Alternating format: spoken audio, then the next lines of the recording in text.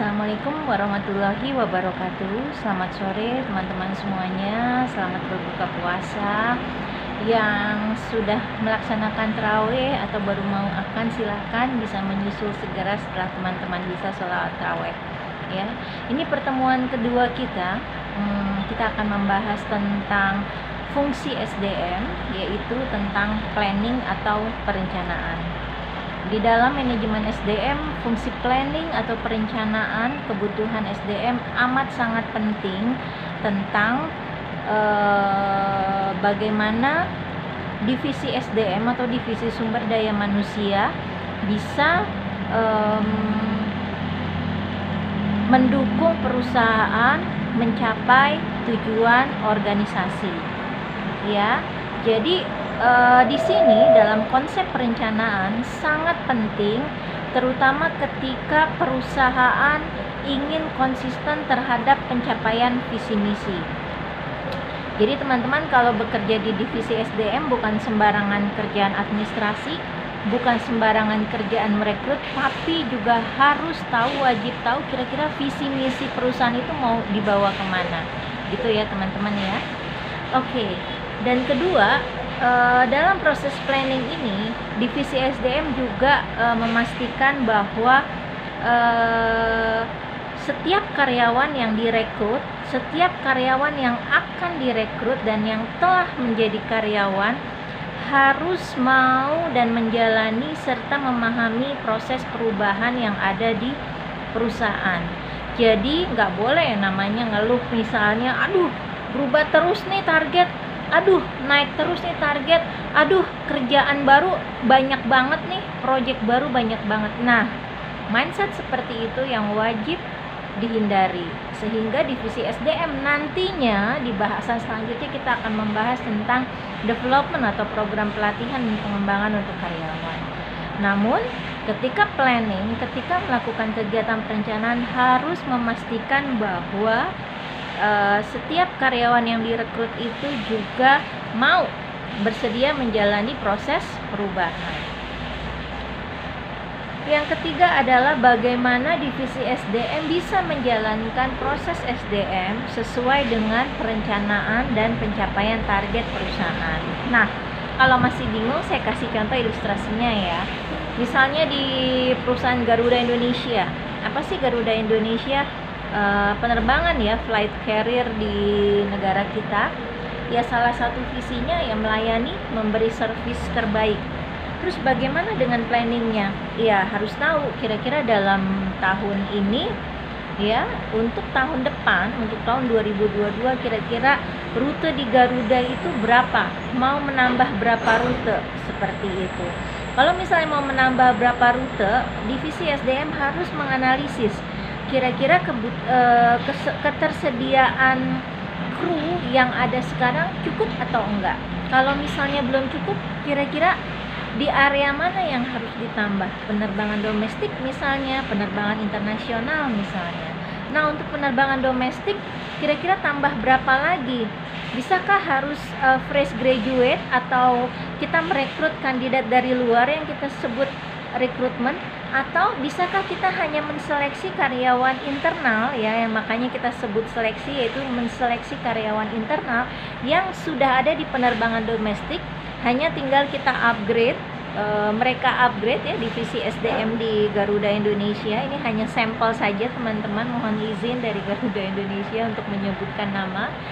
Nah, apakah kalau untuk penerbangan internasional, bisakah kita menseleksi karyawan internal yang sudah ada di domestik, tinggal di-upgrade menjadi bisa memegang rute internasional, seperti itu. Jadi ketika kita harus merekrut, akhirnya ketahuan Garuda Indonesia tahun ini harus merekrut 50 pramugara baru, karena tahun depan akan dibuka rute domestik yang lebih banyak lagi. Nah, dari 50 kandidat itu kira-kira kandidat seperti apa sih yang sesuai dengan visi misi Garuda ya? Ya tentu saja kalau dari sisi layanan, tampilannya seperti apa, sopan santunnya, gaya bahasanya seperti apa. Dari sini sudah terlihat sudah bisa dipetakan, sudah bisa direncanakan bagaimana pihak Garuda bisa merekrut atau memiliki pola tersendiri kandidat seperti apa yang akan direkrut, ya. Itu bila harus sesuai visi misi perusahaan. Untuk selanjutnya adalah tadi kita sudah bisa identifikasi bahwa planning atau perencanaan di divisi SDM juga harus sesuai dengan visi misi perusahaan, harus mendukung target pencapaian organisasi di tahun berjalan, sehingga HR atau divisi SDM tak hanya menjadi divisi operasional saja, tapi menjadi divisi support bisnis, ya, HR business partner, seperti itu. Nah, kita lanjut lagi. Bagaimana caranya SDM bisa mencapai tujuan bersama? Satu, ketika kita mencapai tujuan bersama, kita harus menjalankan langkah-langkah di dalam melakukan kegiatan perencanaan. Pertama, divisi SDM harus menetapkan tujuan yang dikehendaki yang sesuai dengan visi misi perusahaan. Yang kedua, menentukan kondisi real saat ini. Lalu langkah ketiga adalah mengidentifikasi berbagai faktor pendukung dan juga faktor apa yang menjadi penghambat. Yang keempat, bagaimana divisi SDM mengembangkan berbagai tindakan yang sudah disiapkan. Contoh sederhana tadi di Garuda Indonesia, misalnya tujuan yang dikehendaki 2002 Garuda Indonesia bisa merekrut sekitar 50 pramugari-pramugara baru, ya.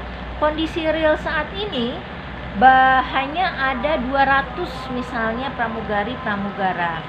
Lalu pendukungnya seperti apa? Ya, sisanya bisa direkrut lewat iklan di Kompas, bisa kerjasama dengan sekolah SMK perhotelan misalnya. Lalu juga penghambatnya seperti apa? Oh, kemungkinan ada COVID-19 yang belum berlalu, jadi sistem perekrutannya misalnya saja hingga tahap wawancara, tahap tes tulis bisa dilakukan dengan tes online, seperti itu. Jadi penghambatnya dianalisis juga, lalu ditemukan solusinya. Yang keempat, bagaimana mengembangkan tindakan yang sudah disiapkan, lalu bagaimana merencanakan proses rekrutmen, tanggalnya, kapan penerimaan dokumen CV dan surat lamaran, kapan tanggal masuk masuk dokumentasinya, kapan bisa melakukan proses wawancara via online, kapan bisa melakukan tes psikotes, kapan bisa yang lulus kedua itu kapan bisa wawancara offline di kantor pusat, dan yang terakhir kapan bisa tes kesehatan serta nego gaji. Seperti itu ya teman-teman ya. Jadi kita bisa lihat kalau konsep dari langkah-langkah pencapaian tujuan itu, proses perencanaannya sangat detail, ya. Nah, kita bisa lihat di slide PowerPoint teman-teman, hierarki suatu rencana dalam organisasi yang paling atas adalah misi dari organisasi. Di level kedua adalah sasarannya apa. Nah, untuk mencapai sasaran kita harus punya di level ketiga, yaitu strategi, ya. Lalu di level keempat, untuk mencapai strategi di internal harus ada prosedur dan peraturan yang baku sehingga sistem bisa berjalan baik, efektif, efisien, dan sistemnya tidak berubah-ubah. Lalu ada kebijakan utama atau penunjang seperti peraturan SK direksi, edaran direksi, dan sebagainya. Lalu ada program besar atau program kecil dan program pendukung yang ini dituangkan di dalam rencana kerja tiap individu dan divisi di dalam perusahaan. Yang terakhir adalah tentang anggaran. Bagaimana setiap program itu secara kuantitatif dan kualitatif dianalisa sehingga memiliki nilai material dan non material yang akhirnya bisa dihitung di akhir. Bagaimana perusahaan bisa menghitung break even point, balik modal istilahnya, atau bisa menghitung return of investment, ya, investasinya berapa, lalu kira-kira keuntungan atau balik modal kepada perusahaan secara material dan non material kira-kira berapa, itu akan bisa dihitung, ya teman-teman ya. Oke, ini tentang planning atau perencanaan. Kita lanjut lagi ke berikutnya.